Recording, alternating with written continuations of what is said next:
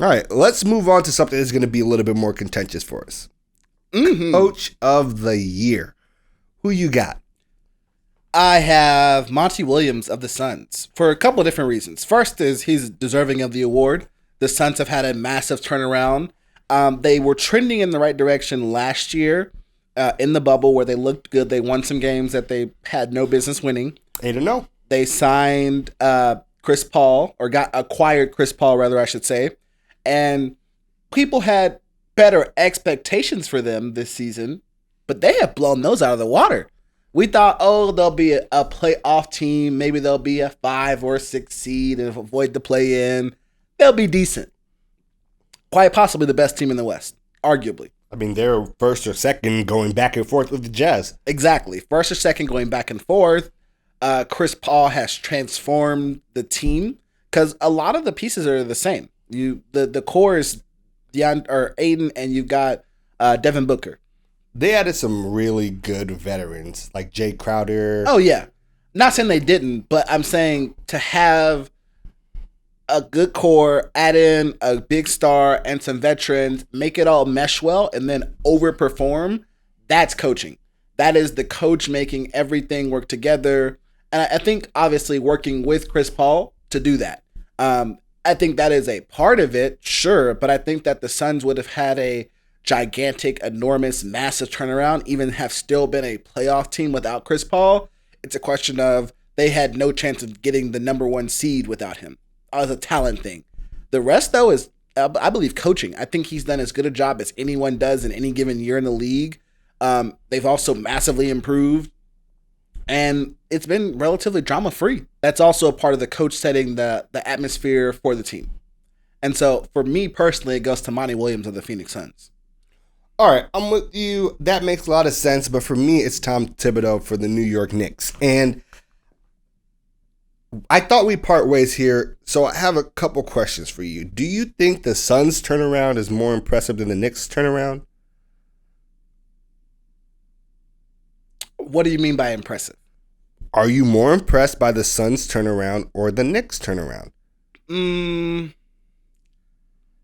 I mean, that's difficult. Mm-hmm. It's close. It's pretty close. It's a key question because that kind of impacts who you think should be the coach of the year. Like, are you more surprised by the Suns' turnaround or the Knicks' turnaround? It's still pretty close for me. Okay, here's why. Here's why I have a hard time picking. More familiar with the Suns, watched more of their games because they had some talented players, particularly Devin Booker. I will pay to see that man play basketball. Not as familiar with the Knicks. Didn't watch the Knicks games. Didn't really have star appeal, star power. They still don't. And so just didn't watch them as much to know the difference between the previous version and the new version. I'll be honest. I think it's big based on looking on paper. I think it's pretty close, though, because Phoenix has been made fun of for a good while now. Yes, I agree. The difference is Phoenix made it to the bubble. The Knicks were so bad last year, they literally did not even make it to the bubble.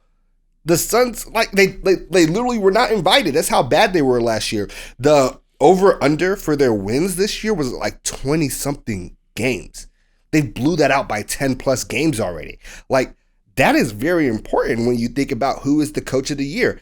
And very important for me here is when you were talking about Monty Williams, you kept saying Chris Paul.